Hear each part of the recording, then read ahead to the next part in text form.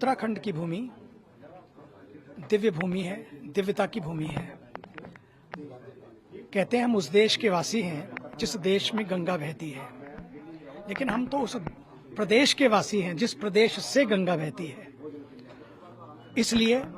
जिस प्रदेश के पास गंगा है, हिमालय है, और साथ ही साथ जो धरती चारों धामों की धरती है,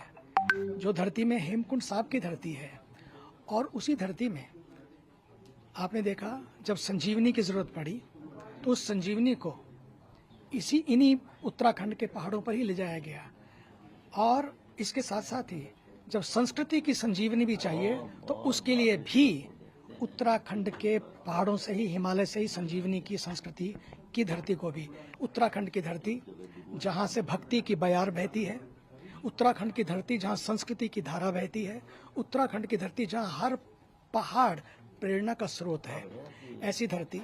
जो आदरणीय अभी माननीय राष्ट्रपति महोदय आए, बड़ी प्रभावित, भारत के ऊर्जावान प्रधानमंत्री तो सदैव इस धरती से प्रेरणा लेते रहे हैं, और उनके मार्गदर्शन में उन्हीं के प्रिय हमारे आदरणीय मुख्यमंत्री एक जीवंत मुख्यमंत्री, एक जागृत मुख्यमंत्री हैं, और उनके नेतृत्व में आज उत्तराखंड स्वच्छ है, स्वस्थ है, सुरक्षित है, शिक्षित है और समृद्ध है। इसलिए इन 25 वर्षों की जो यात्रा है, अध्यात्म की यात्रा है,